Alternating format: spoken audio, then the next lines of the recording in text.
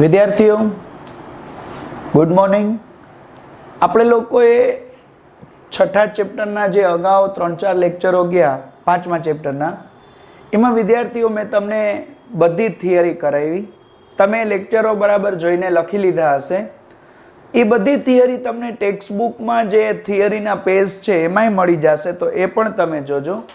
અને હવે આપણે વિદ્યાર્થીઓ બે પ્રમેયને પૂર્વધારણા શીખી અને સ્વાધ્યાય શરૂ કરશું। ચાલો, આપણને આપ્યું છે પૂર્વધારણા 5.1। મેં અગાઉ તમને યુક્લિડની 5 પૂર્વધારણા કરાવી, તમને યાદ છે ને? એ પૂર્વધારણા પૂછાશે એટલે પાકી કરી લેજો।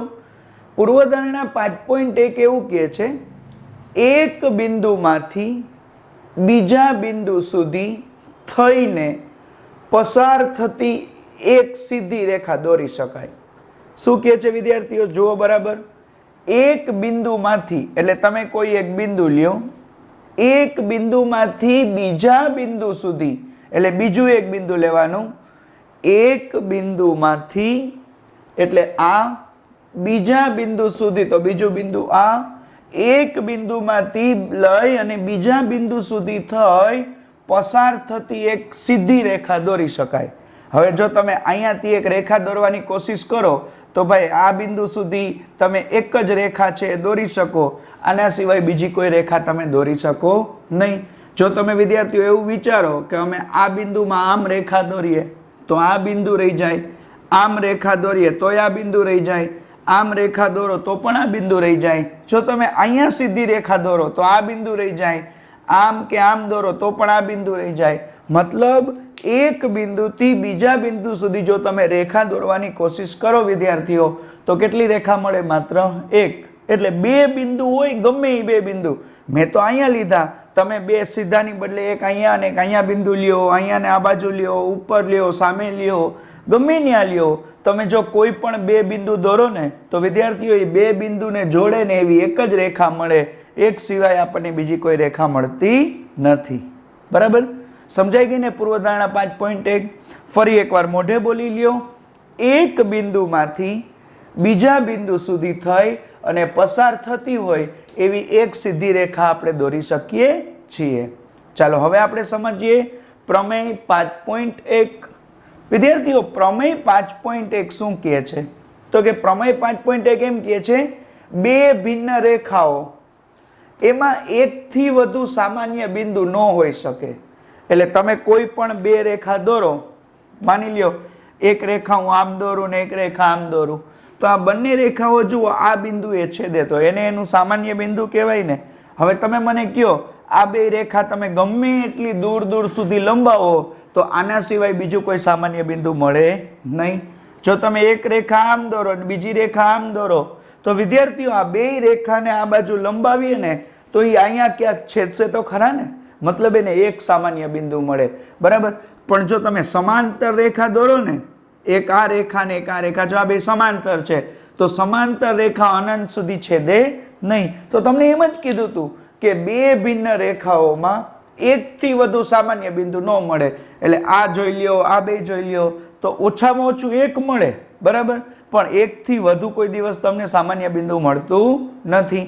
તો આ બે પૂર્વધારણાઓ પણ આપણે યાદ રાખવાની છે, આની પણ આપણે ક્યાંક આગળ જરૂર પડશે। તો વિદ્યાર્થીઓ આ પૂર્વધારણા અને પ્રમેય આપણે કરાવી દીધા। યુક્લિડની 1 થી 5 પૂર્વધારણા તમે શીખી ગયા। તો હવે આપણે શરૂ કરીએ છીએ સ્વાધ્યાય 5.1। સ્વાધ્યાય 5.1 નો દાખલા નંબર 1, નીચે આપેલા વિધાનો સત્ય છે કે અસત્ય, અને આપણે એના જવાબના કારણે આપશું। ચાલો પહેલું વાંચી લ્યો, અઘરું જરાય નથી, અગાઉ આપણે જે કંઈ થિયરી કરી એના રિલેટેડ જ છે।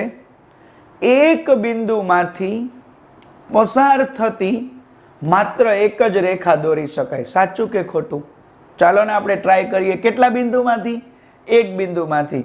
તો વિદ્યાર્થીઓ હું અહીંયા એક બિંદુ લઈ લઉં, આ, બરાબર? એણે એવું કીધું કે એક બિંદુમાંથી પસાર થતી માત્ર એક જ રેખા દોરી શકાય। આમાંથી પસાર થતી રેખા કોશિશ કરો। જો આ પહેલી રેખા L1 નામ આપું, બીજી રેખા એને L2 નામ આપું, ત્રીજી રેખા L3, ચોથી રેખા L4, તો આમાં તો હું ઘણી બધી રેખા દોરી શકો, તો એની વાત કેવી કહેવાય? અસત્ય. આપણે લખવાનું, કારણ કે એક બિંદુમાંથી કેવી? તો કે અસંખ્ય રેખાઓ દોરી શકાય. યાદ રાખજો, એક બિંદુમાંથી અસંખ્ય રેખા દોરી શકાય. યાદ રહી જશે ને? બરાબર, એ આપણો નિયમ છે. બીજો પ્રશ્ન એવો કીધો છે, બે ભિન્ન બિંદુઓ એમાંથી પસાર થતી અસંખ્ય રેખાઓ દોરી શકાય. ચાલો ને આપણે કોશિશ કરીએ. બરાબર, હમણાં જ આપણે આકૃતિ દોરી હતી, બે બિંદુમાંથી પસાર થતી હોય એવી રેખા. જો આ એક બિંદુ છે, એને નામ આપવું A, આ બીજું બિંદુ છે, એને નામ આપવું B. આ બે બિંદુમાંથી વિદ્યાર્થીઓ પસાર થાય એવી જુઓ એક જ રેખા દોરી શકાણી, એની સિવાય બીજી કોઈ રેખા દોરી શકાય નહીં. મેં તમને આ આકૃતિમાં સમજાવ્યું હતું, તમે બીજી આમ દોરવા જાઓ તો આ બિંદુ રહી જાય, આમ દોરવા જાઓ તો ઓલું બિંદુ રહી જાય. એટલે આ પણ એનું વિધાન કેવું કહેવાય? અસત્ય. ન્યાય લખવાનું, કારણ કે બે બિંદુમાંથી કેટલી? એક જ રેખા પસાર થાય. આવું ક્યાં આવ્યું હતું?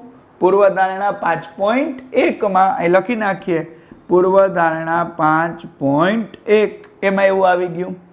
ત્રીજો પ્રશ્ન, એક શાંત રેખા, કેવી રેખા કીધી છે વિદ્યાર્થીઓ? શાંત. એને બંને તરફ અનિશ્ચિત રીતે લંબાવી શકાય. હવે હું તમને એમ કહું કે જુઓ, એક આ બિંદુ, એને નામ આપું P, એક આ બિંદુ, એને નામ આપું Q. તો P અને Q નામના બે બિંદુ છે, તો વિદ્યાર્થીઓ આ બિંદુને તમારે આમ દૂર દૂર સુધી લઈ જાવ હોય તો લઈ જઈ શકો, આ બિંદુને તમે આમ દૂર દૂર સુધી લઈ જાવ હોય તો લઈ જઈ શકો. એનો મતલબ એવો થઈ ગયો કે પેલા PQ એટલે એ કેવી રેખા હતી વિદ્યાર્થીઓ? શાંત. પછી તમે એને દૂર દૂર સુધી લઈ ગયા એટલે એ અનંત થઈ ગઈ. તો ભાઈ શાંત રેખાને અનંત સુધી લંબાવી શકાય. તો આ વિધાન એનું કેવું છે? સત્ય છે. ત્યાં કારણ શું લખાય ખબર છે? યુક્લિડની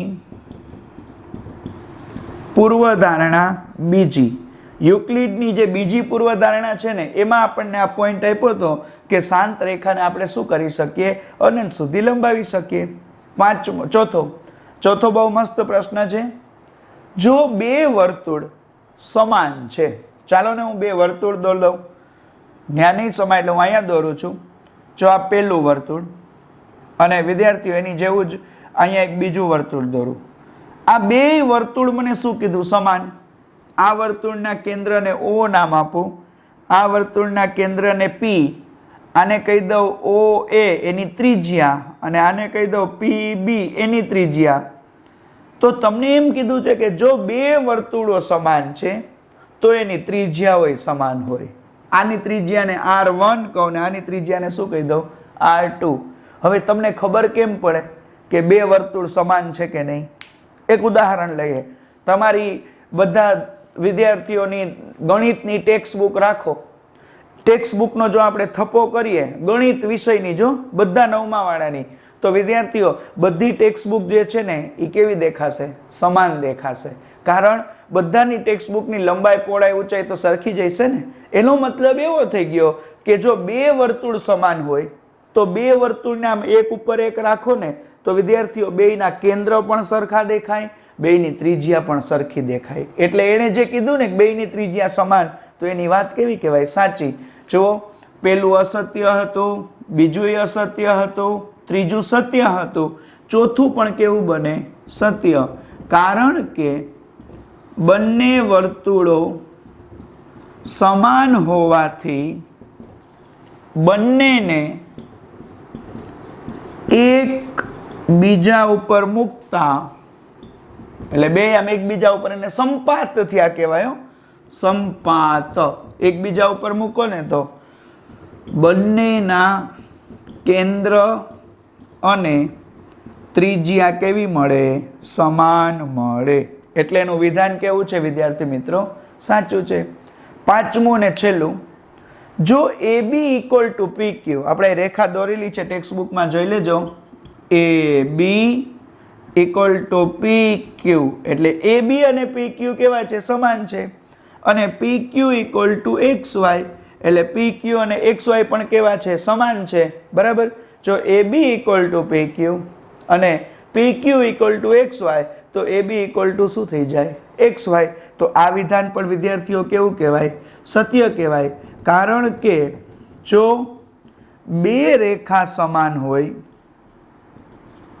તો તેની સાથે હોય તેવી ત્રીજી રેખા પણ સમાન જ હોય. બરાબર, યાદ રાખજો.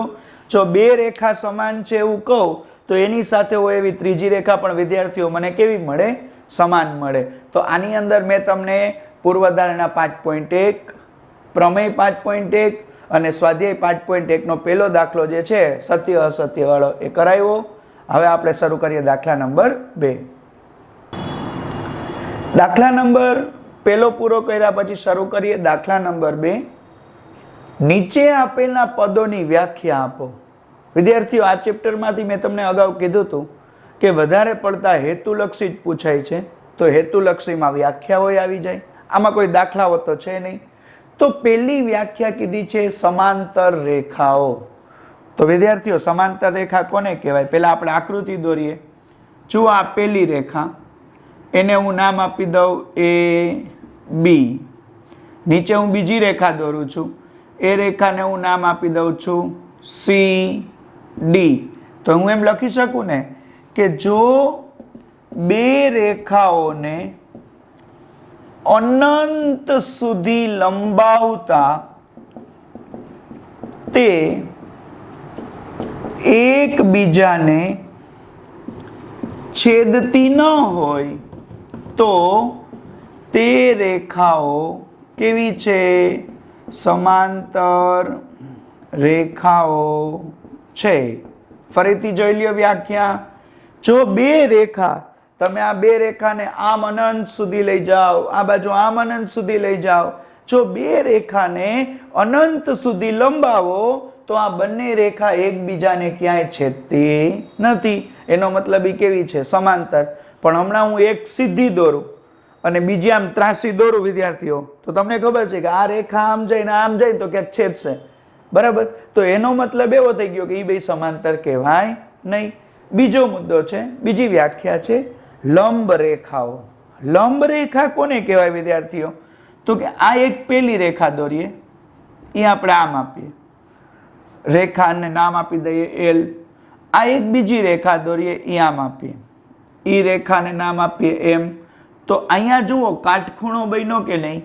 તો જે બે રેખાઓ એકબીજાને કાટખૂણે દુભાગતી હોય, દુભાગ એનું બીજું નામ છે દે, એ બે રેખાઓને કેવી રેખા કહેવાય? લંબ રેખા કહેવાય. તો લખીએ આપણે વ્યાખ્યા. જો બે રેખાઓ એકબીજાને કાટખૂણે દુભાગે, દુભાગેનું બીજું નામ શું છે? છેદે. જો બે રેખાઓ એકબીજાને કાટખૂણે દુભાગે તો તે બે રેખાઓ કેવી છે? લંબ રેખાઓ છે. યાદ રાખજો, કાટખૂણે છેદેય રેખા લંબ રેખા, અને અનંત સુધી લંબાવતા એકબીજાને છેદતી જ ન હોય તો એને કેવી કહેવાય? સમાંતર રેખા કહેવાય. ત્રીજી વ્યાખ્યા કઈ છે? રેખાખંડ. બરાબર, રેખાખંડ કોને કહેવાય? તો વિદ્યાર્થીઓ, આ બિંદુને નામ આપો P, આ બિંદુને નામ આપો Q. હવે હું તમને એમ કહું કે PQ, તો એ જુઓ રેખાખંડ છે. કારણ કે છે ને આમે દૂર સુધી નથી જાતું, આમે દૂર સુધી નથી જાતું. રેખાખંડ હોય ને વિદ્યાર્થીઓ, એની લંબાઈ માપી શકાય. રેખા દૂર દૂર દૂર સુધી જાય, અનંત હોય. કિરણમાં એક બિંદુ શાંત હોય, બીજી બાજુ અનંત હોય, પણ રેખાખંડમાં બંને બિંદુ શાંત હોય. મતલબ કે આ જે P અને Q છે ને એને એના અંત્ય બિંદુ કહેવાય. તો રેખાખંડની વ્યાખ્યામાં એમ લખાય, સાંભળજો. રેખા AB ના, અહીંયા PQ છે તો આપણે PQ રાખીએ. રેખા PQ ના બિંદુ P તથા Q તથા P અને Q વચ્ચેના તમામ બિંદુઓ ભેગા મળીને રેખાખંડ PQ બનાવે છે. આ મેં તમને છે ને વ્યાખ્યા એકદમ સરળ કરી દીધી. રેખા પી ક્યુ એટલે અનંત સુધી હોય એના બિંદુ પી, બિંદુ ક્યુ તથા પી અને ક્યુ ની વચ્ચેના તમામ બિંદુઓ ભેગા મળી અને શું બને? રેખાખંડ પી ક્યુ. મતલબ પી ની ઓલી બાજુએ નહીં જવાનું અને ક્યુ ની આ બાજુએ નહીં જવાનું. પી અને ક્યુ અને એની વચ્ચેના બિંદુ એટલે રેખાખંડ. વર્તુળની ત્રિજ્યા, ચાલો ને આપણે એક વર્તુળ દોરી લઈએ. વર્તુળનું કેન્દ્ર હોય ને કંઈક ઓ, અને આને વર્તુળની શું કહેવાય? ત્રિજ્યા કહેવાય. બરાબર. તો ઓ થી એ, પછી અહીંયા બી દોરો, ઓ સી, ઓ ડી, ઓ ઈ, ગમે એ દોરો, વર્તુળની ત્રિજ્યા જ થાય. જે રેખાખંડનું એક અંત્ય બિંદુ એટલે છેડો વર્તુળનું કેન્દ્ર હોય તથા બીજું અંત્ય બિંદુ વર્તુળ ઉપરનું બિંદુ હોય તેવા રેખાખંડને વર્તુળની ત્રિજ્યા કહે છે. ફરીથી જોઈ લો વ્યાખ્યા. જે રેખાખંડનું એક અંત્ય બિંદુ વર્તુળનું કેન્દ્ર હોય અને બીજું અંત્ય બિંદુ અહીંયા હોય વર્તુળ ઉપરનું બિંદુ, તો આવા રેખાખંડને આપણે વર્તુળની શું કહેશું? ત્રિજ્યા. અને સૌથી છેલ્લી વ્યાખ્યા કઈ છે વિદ્યાર્થીઓ? ચોરસ કોને કહેવાય? તો સાવ સહેલી વ્યાખ્યા છે. જે ચતુષ્કોણમાં, ચતુષ્કોણ છે તો એક ચોરસ છે તો એક ચતુષ્કોણ જ ને. ચતુષ્કોણના 4-5-6 પ્રકારો છે. સમલંબ ચતુષ્કોણ, સમાંતર બાજુ ચતુષ્કોણ, સમબાજુ ચતુષ્કોણ, ચોરસ, લંબચોરસ, પતંગાકાર ચતુષ્કોણ. તો વિદ્યાર્થીઓ એ બધું તો આપણે શીખશું આગળના ચેપ્ટરોમાં. અત્યારે ખાલી ચોરસની વ્યાખ્યા સમજીએ. જે ચતુષ્કોણમાં બધી જ બાજુઓ સમાન હોય તથા બધા ખૂણા કાટખૂણા હોય, બધી બાજુઓ સમાન હોય અને બધા ખૂણા કાટખૂણો હોય તેવા ચતુષ્કોણને ચોરસ કહે છે. તો અહીંયા વિદ્યાર્થી મિત્રો આપણે લોકોએ સ્વાધ્યાય 5.1 એનો દાખલા નંબર 2 જેમાં બધી વ્યાખ્યાઓ આપેલી છે એ વ્યાખ્યાઓ આપણે પૂરી કરી. આમાંથી 2 માર્કમાં એવું બની શકે કોઈ પણ 2 વ્યાખ્યા પૂછે અથવા હેતુલક્ષીમાં 1 માર્કમાં કોઈ એક વ્યાખ્યા પૂછે તો આપણને લોકોને આવડી જવી જોઈએ. તો આ બરાબર તમે ફેરબુકમાં લખી અને તૈયાર કરી લેજો. દાખલા નંબર 3, નીચે આપેલ 2 પૂર્વધારણાઓનો વિચાર કરો. અહીંયા આપણને 2 પૂર્વધારણા એ લોકોએ આપણને લખી આપી છે. જો 2 ભિન્ન બિંદુ A અને B આપ્યા હોય તો તેમની વચ્ચે હોય એવું બિંદુ કયું મળે? C મળે. અને બીજું કીધું છે કે એક રેખા ઉપર ન હોય તેવા ઓછામાં ઓછા 3 બિંદુઓ મળે. આ બેને આપણે સમજીએ પણ આગળ પહેલા જોઈએ શું કીધું છે. શું આ 2 પૂર્વધારણાઓમાં કોઈ પદ અવ્યાખ્યાયિત છે? એટલે આ 2 પૂર્વધારણા જોઈને તમારે અવ્યાખ્યાયિત પદ મને કહેવાના છે. વિદ્યાર્થીઓ અગાઉનો લેક્ચર યાદ કરો. આપણે કયા કયા અવ્યાખ્યાયિત પદ જોયા હતા? બિંદુ, રેખા, સમતલ અને અવકાશ. 4 અવ્યાખ્યાયિત પદ યાદ છે ને? ભૂમિતિના માળખાના અંગો, અવ્યાખ્યાયિત પદો, વ્યાખ્યાયિત પદો, પૂર્વધારણાઓ અને પ્રમેયો. એમાં અવ્યાખ્યાયિત પદો કયા કયા છે આમાં એ માંગ્યું છે. તો જુઓ બરાબર અહીંયા આપણે લખીએ અવ્યાખ્યાયિત પદો. પેલું તો જો અહીંયા બિંદુ આવ્યું, બિંદુ A, બિંદુ B, બરાબર ને? એટલે બિંદુ અવ્યાખ્યાયિત છે. બીજું વિદ્યાર્થીઓ અવ્યાખ્યાયિત આમાં શું આવ્યું? તો કે રેખા આવ્યું. આર્યું એક રેખા ઉપર ન હોય એટલે રેખા છે. બરાબર. સમતલની આ બંનેમાં ક્યાંય વાત નથી કરી અને અવકાશ પણ આ બંનેમાં ક્યાંય આપ્યું નથી. એટલે બિંદુ અને રેખા 2 પદો કેવા છે વિદ્યાર્થીઓ? અવ્યાખ્યાયિત છે. આગળ હા એક વસ્તુ થઈ શકે કે અહીંયા એવું કીધું છે કે ઓછામાં ઓછા 3 બિંદુ મળે તો તમે જે 2 બિંદુ પછી ત્રીજું બિંદુ જ્યાં મૂકશો ને એ વિદ્યાર્થીઓ અવકાશમાં જશે. બરાબર. આ બોર્ડમાં હું ગમે ત્યાં બિંદુઓ 2-3 આપું તો બોર્ડને એક અવકાશ જ ગણાય. તો અવકાશ લખવું હોય તો લખી શકાય, ન લખો તો ચાલે.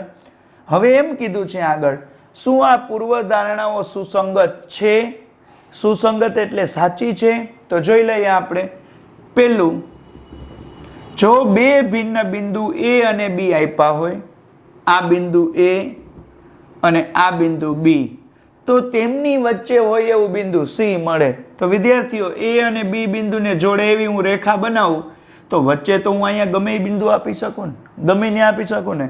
તો હું અહીંયા એક બિંદુ આપું છું, એને શું નામ આપું છું? C. બરાબર ને? તો આપણે એમ કહેવાય હા, એટલે એ સુસંગત છે. બરાબર. શું કીધું તું? તો કે બે ભિન્ન બિંદુ કયા કયા કીધા છે? A અને B હોય તો તેમની વચ્ચે, વચ્ચે એટલે ગમે ત્યાં હો, તેમની વચ્ચે હોય તેવું બિંદુ C મળી શકે. એટલે એ બે બિંદુ હોય ને એની વચ્ચે ગમે એક બિંદુ મળી શકે અને એને શું નામ આપ્યું છે? બિંદુ C. બીજો પ્રશ્ન શું કીધો છે એ જોઈએ. એક રેખા ઉપર ન હોય એમાં ઓછામાં ઓછા કેટલા બિંદુ મળે? 3. જુઓ, એક બિંદુ હું અહીંયા આપું, એને નામ આપું છું A. બીજું બિંદુ અહીંયા આપું, એને નામ આપું છું B. અને ત્રીજું બિંદુ વિદ્યાર્થીઓ અહીં નીચે ક્યાંક આપું, અહીંયા, એને નામ આપું છું C. આપણને એમ કીધું એક રેખા ઉપર હોય એવા ઓછામાં ઓછા 3 બિંદુ મળે, એક રેખા ઉપર ન હોય એવા. હવે તમે જો A B ને જોડે એવી રેખા બનાવો ને તો C બિંદુ રહી જાય. A C ને જોડે એવી બનાવો તો B રહી જાય. B C ને જોડે એવી બનાવો તો A રહી જાય. તો એનો મતલબ એવો થઈ ગયો વિદ્યાર્થીઓ, જો ખાલી તમે 2 જ બિંદુ આપત ને તો એ એક રેખામાં આવત, પણ 2 થી વધારે બિંદુ આપો અને એક રેખામાં ન હોય, બરાબર, સમરેખ ન હોય, તો વિદ્યાર્થીઓ એવા ઓછામાં ઓછા 3 બિંદુ મળે. તો આ વાત પણ એની સુસંગત છે. એટલે કહેવાય હા, ઓછામાં ઓછા 3 બિંદુઓ મળે જે એક રેખા ઉપર ન હોય. તો અહીંયા આગળ એની બંને પૂર્વધારણા સાચી પડી. તમને એમ કીધું હતું કે આ પૂર્વધારણા સુસંગત છે, તો એનો જવાબ આપણે આપી દીધો હા. હજી એક પ્રશ્ન પૂછ્યો છે, શું આ પૂર્વધારણાઓ યુક્લિડની પૂર્વધારણામાંથી મળે છે? સ્પષ્ટ કરો. જોઈ લ્યો, યુક્લિડની આપણે 5 પૂર્વધારણા ભણ્યા ને, એમાં આવું ક્યાંય આવ્યું નહોતું. તો આપણે કહી દેવાય કે છેલ્લા પ્રશ્નમાં ના, આ પૂર્વધારણા યુક્લિડને અનુસરતી નથી. બરાબર ને? યુક્લિડની પૂર્વધારણામાં આવું કંઈ નહોતું. યુક્લિડ તો એવું કહેતો હતો શાંત રેખાને અનંત સુધી લંબાવી શકાય ને એવું બધું આવ્યું હતું. તો યુક્લિડની પૂર્વધારણામાં આવી કઈ વાત આવી નહોતી. તો અહીંયા આપણે દાખલા નંબર 3 પૂરો કર્યો. દાખલા નંબર 4, ચોથો દાખલો છે એ વિદ્યાર્થીઓ IMP છે, એટલે થોડુંક બરાબર સમજશું, એટલે ચોથો દાખલો આપણને બરાબર સમજાઈ જાય.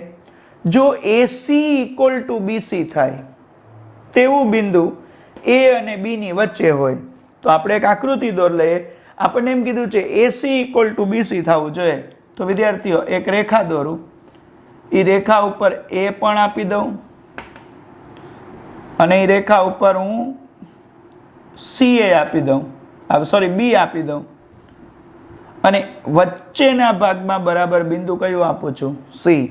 તો થઈ જાય ને, જુઓ, AC = BC, એટલે જેટલું માપ AC નું છે એટલું માપ કેનું છે? BC નું છે. બરાબર. તો A અને B ની વચ્ચે કયું બિંદુ મળ્યું? C. સાબિત કરો કે AC = 1/2 AB, અને આકૃતિ દોરીને સ્પષ્ટ કરો. તો વિદ્યાર્થીઓ આકૃતિ આપણે દોરી, હવે આ વસ્તુ સમજાવીએ. અહીં લખાય કે અહીં શું આપ્યું છે? AC = BC આપેલ છે. બરાબર. એનો મતલબ એવો થઈ ગયો ACB મળે. ACB એટલે A, C અને B ત્રણેય કેવા છે? સમરેખ છે. બરાબર ને? A, B અને C ત્રણેય કેવા છે? સમરેખ છે. જો આ ત્રણેય બિંદુઓ વિદ્યાર્થીઓ સમરેખ હોય તો હું એમ લખી શકું કે AB = AC + BC. AB તો આખું થાય ને, તો આખું AB કેમ મળે? AC ને BC નો સરવાળો કરવાથી મળે. એટલે મેં લખ્યું કે AB is equal to AC plus BC. પણ સાંભળો, આપણને ઉપર શું કીધું હતું? AC બરાબર BC. પરિણામ નંબર કેટલામાં આપું? પહેલું. તો એનો મતલબ એવો થઈ ગયો વિદ્યાર્થીઓ કે જ્યાં BC હોય ત્યાં શું મૂકી શકાય? AC. તો આ AC એમને એમ રાખો અને આ BC છે ત્યાં AC મૂકીએ, કાઉન્સમાં લખી નાખીએ પરિણામ નંબર 1 ઉપરથી. જ્યાં જ્યાં BC હોય ત્યાં શું લખવાનું? AC. AC કેટલી વખત મળ્યું? 2 વાર. તો વિદ્યાર્થીઓ આપણે એવું લખી શકીએ ને, AB is equal to 2AC. AB is equal to 2AC ને 2 ને અંશમાંથી ક્યાં જવા દો? છેદમાં 1/2 AB ઇક્વલ ટુ AC. એને ઊંધું લખી નાખો, AC ઇક્વલ ટુ 1/2 AB. જો આપણે જે જોતું હતું એ સાબિત થઈ ગયું. ફરી એકવાર સમજાવું છું. શું કીધું છે? AC ઇક્વલ ટુ BC આપ્યું હતું, એને પરિણામ નંબર 1 આપ્યું. એનો મતલબ એવો થઈ ગયો કે C બિંદુ છે A અને B ની વચ્ચે છે, તો A dash C dash B થાય. અને શું વંચાય? ડેશ. મતલબ ત્રણેય સમરેખ છે. તો એનો મતલબ આખું AB ક્યારે મળે? AC ને BC ના સરવાળાથી મળે. AC વત્તા BC. પણ BC હોય ત્યાં AC મૂકી શકાય, તો AC ને AC 2AC. 2 ને જવા દો છેદમાં, તો AC is equal to 1/2 AB. આપણે જે સાબિત કરવું તો એ સાબિત થઈ ગયું. 2 માર્કમાં પૂછાય એવો IMP દાખલો છે. દાખલા નંબર 5. એમાં વિદ્યાર્થીઓ આપણને એમ કીધું છે કે પ્રશ્ન 4 એમાં બિંદુ C રેખાખંડ AB નું એક મધ્ય બિંદુ કહેવાય. દાખલા નંબર 4 હમણાં આપણે કરાવ્યો, એ જરાક તમે જુઓ તો A અને B એની વચ્ચે કયું બિંદુ હતું? C. બરાબર. તો તમને એમ કીધું છે કે C બિંદુ છે એનું મધ્ય બિંદુ કહેવાય. તો સાબિત કરો કે રેખાખંડને એક અને માત્ર એક જ મધ્ય બિંદુ હોય. તો વિદ્યાર્થીઓ અહીં લખીએ આપણે કે અહીં A dash C dash B છે તથા AC ઇક્વલ ટુ શું આપ્યું હતું? BC. એટલે A dash C dash B એટલે ત્રણેય સમરેખી છે અને જેટલું માપ AC નું છે એટલું માપ કોનું છે? BD નું છે. બરાબર ને? તો આપણે અહીંયા એમ લખી શકીએ ને વિદ્યાર્થીઓ, માટે કે બિંદુ C એ રેખાખંડ AB નું શું છે? મધ્ય બિંદુ છે. હવે તમને એમ કીધું છે કે એવું સાબિત કરો કે રેખાખંડને એક જ મધ્ય બિંદુ હોય. તો હાલો આપણે એવું વિચારીએ. ધારો કે રેખાખંડ AB ને બિંદુ C સિવાયનું મધ્ય બિંદુ D પણ છે.